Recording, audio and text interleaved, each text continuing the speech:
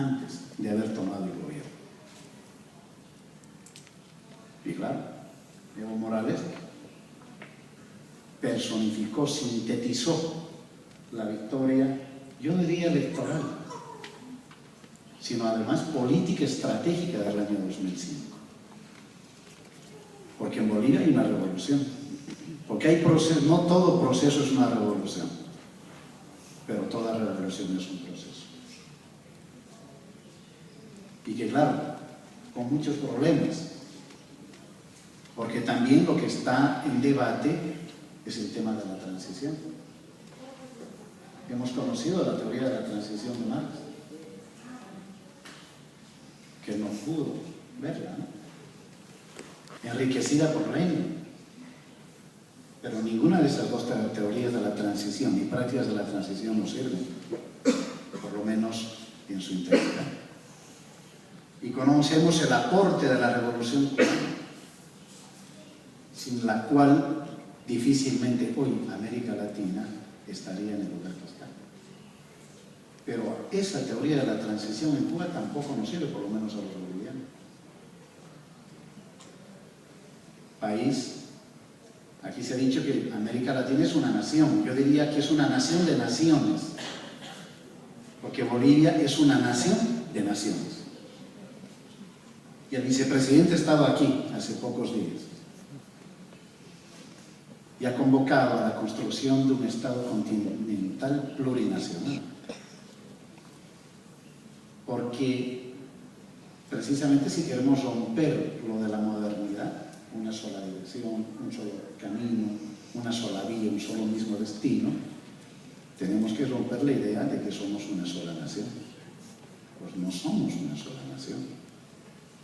Y al no ser una nación implica que hay varios proyectos emancipadores, no uno solo. No hay uno solo. En Bolivia está el proyecto del vivir bien, que nace desde los pueblos indígenas. Pero también está el proyecto socialista, que recoge lo mejor de la tradición de la lucha de la clase obrera, la experiencia de la clase obrera, la experiencia socialista de Cuba. Y bueno, una primera formulación, una primera síntesis de esas dos vertientes civilizatorias y emancipatorias al mismo tiempo, nos ha llevado a formular la teoría del socialismo comunitario hacia el vivir bien. Socialismo comunitario como transición hacia el vivir bien. Y claro, como marxista que soy, para mí el vivir bien es el comunismo. Es el retorno a la comunidad, a la existencia a la disolución, a la extinción, más bien diría, del Estado. Hay también mucho que discutir, ¿no? Estamos hablando de, quizá Gramsci también nos sirve ahí mucho a propósito del Estado pleno. Pasar del Estado en su fase restringida al Estado pleno. Estas cosas estamos reflexionando, pero no solamente reflexionando, sino construyendo. En medio de sentidos comunes que van variando. El sentido común entre el 2000 y el 2009 era derrotar al neoliberalismo y a los neoliberales.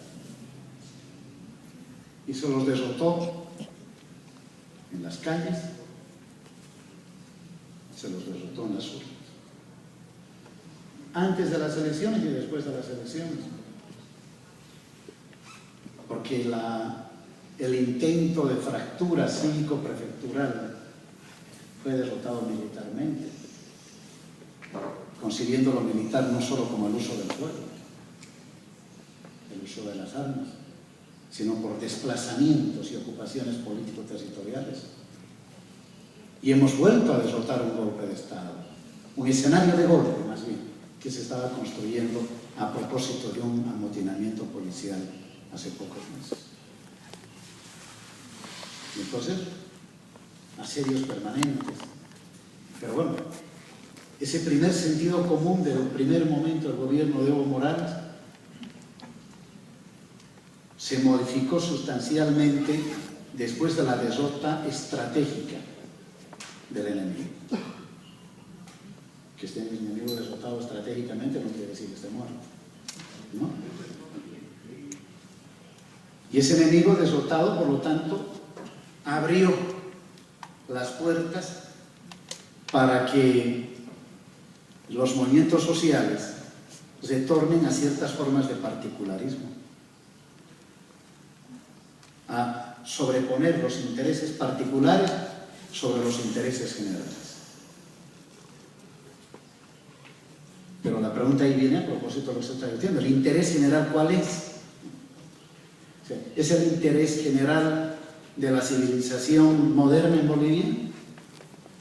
¿Es el interés general de la civilización agraria, principalmente quechua y aymara, las dos principales naciones demográficamente hablando? ¿Es el interés general de los indígenas de las tierras bajas, de los que se oponen hoy, en parte, un grupo de ellos, a la construcción de una carretera? ¿Cuál es el interés? Entonces, ¿cómo se resuelven esos conflictos? Y ahí hay que ser lo más ampliamente democrático, pero también hay que entender que la democracia es una forma de dominación, también es una forma de emancipación al mismo tiempo. No hay el país de las maravillas. El país de las maravillas está en los cuentos, la vida real es distinta. Y ciertamente en Bolivia hay una lucha por la hegemonía. Una lucha por la hegemonía al interior de tres proyectos emancipadores.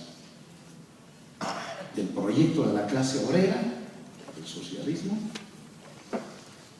por reducirlo a eso. Yo creo que Carlos Marx no redujo el proyecto socialista solo a la clase obrera, ¿no?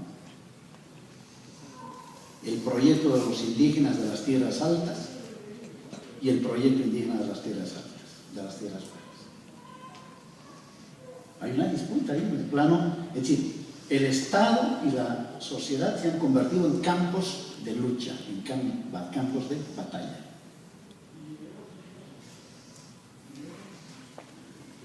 Con una derecha está esperando la oportunidad de montarse en cualquiera de esos conflictos para llevar a su moreno. Qué grave, complicado, ¿no? Porque es una lucha, una batalla en la que hay que tener mucho cuidado. El segundo nivel es una batalla por el excedente. Ustedes van a escuchar seguramente información tergiversada, pero bueno, algo de algunos hechos les permitirán concluir de que en Bolivia hoy hay una lucha por quién se queda con la mayor parte del pedazo de la torta. Cooperativistas mineros con trabajadores asalariados.